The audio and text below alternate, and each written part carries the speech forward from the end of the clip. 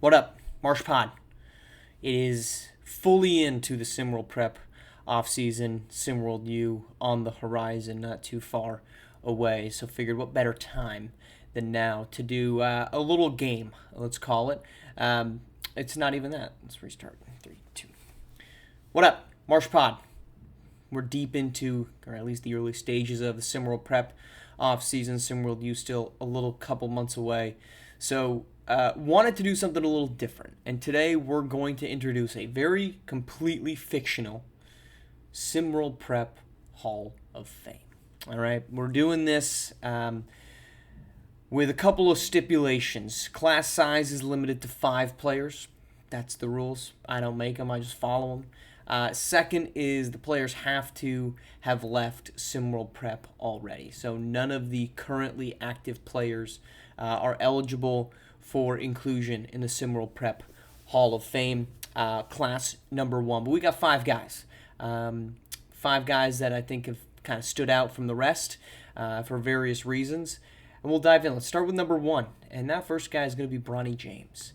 Despite all the lack of real belief in him as we go to SWBA, there's no denying that when he was active in Season 1, he was the best player. He's a one-time Player of the Year, one-time All-World A-Team, one-time Saturday Showcase representative. He led the league in points with 22.3. He was 9th in assists with 4.2. But his impact to that game was immense. I mean, you watched him play, and he was the best player on the floor every single time down. Clearly, the rest of the league has caught up to him. I don't know that today you would say that. I just think he's maybe stagnated from where he was 2 seasons ago in SimWorld Prep to what he's ended up being with the 55th pick in SimWorld BA.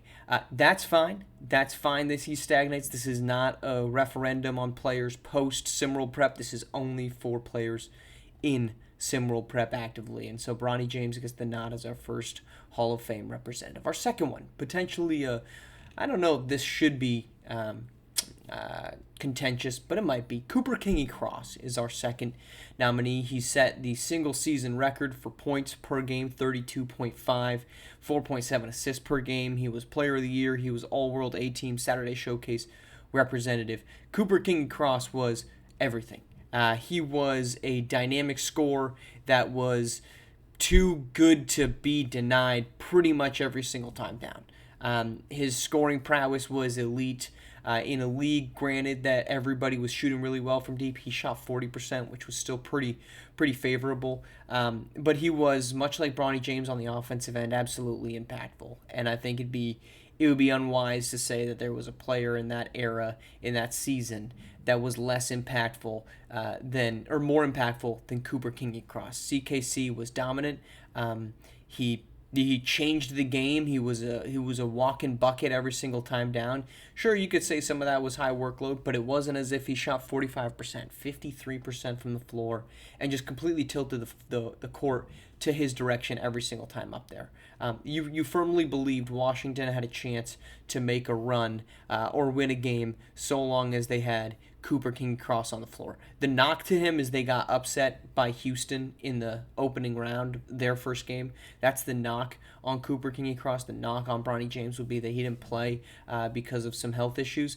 But there's no question that Cooper Kingy Cross deserves to be included. The Hall of Fame needs to not only be players that were immensely impactful, but also impactful on the floor, but also impactful off of it. And Cooper Kingy Cross carries with him that type of legacy that is worthy of inclusion in the Hall of Fame. Our third player, this one is going to be a familiar face, Trey Turner. In 2 seasons in SimWorld Prep, 64.3 3-point percentage. Nobody's going to touch that. Average 19.9 points per game. He set the single season record with 152 made 3-pointers in Season 1. 2-time All-World A-Team, 1-time All-Defensive, 1-time Junior of the Year, 2-time National Champion runner-up. Trey Turner was that guy. If you want to say, look, Cooper Kingy Cross, Bronny James, they didn't get wins when they matter most, well, then you can't use that argument on Trey Turner. He was the best 3-point shooter the SimWorld Prep has had. He's carried that into SimWorld U, but again, that does not impact this specific honors. But he was a guy that you just knew he was going to hit threes, and if he wasn't, you were shocked. You want to talk about a guy that probably impacted the league more than anybody in terms of legacy. I truly believe it's Trey Turner. He set a mark that's probably not going to be touched. Cooper Kingy Cross may have done the same, but just the ability for Trey Turner to reshape the basketball floor around him is worthy of inclusion here. Our fourth nominee is Japheth Towns. Through 2 seasons, he averaged 25.5 points per game over 2 years, 82 3-pointers made per season.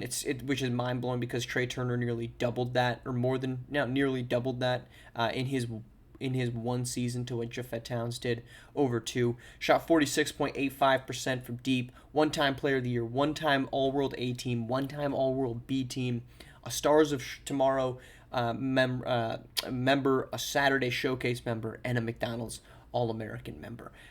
We could point to that very difficult game that he had in the first round of the Run to One, and that's understandable. I can't knock you on it. That was a bad game from Japheth Towns, but that does not mean that Towns is no longer a Hall of Famer in this, again, fictional game that we're playing.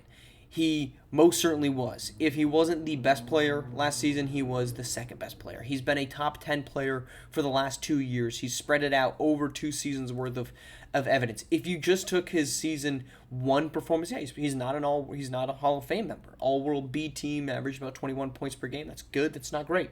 But he elevated his game last season, was a fantastic basketball player for a reigning Trays team that did not have anything else around him, and he continued to put them in situations that they could win. And our fifth and final member of this inaugural SimWorld Prep Hall of Fame is Cooper Flagg. That should come as absolutely zero surprise. He was the best player last season, even if he did not get recognized as Player of the Year. He led the league in points, 27.1. He was 10th in field goal percentage, 61.2. First in PER, 42.27. He was third in percentage of points responsible for at 42.8. He was first in total points responsible for. He's a run-to-one champion, a McDonald's All-American, a Stars of Tomorrow starter, much like Towns was. People get complaints about talking too much about Cooper Flagg, but he was unstoppable.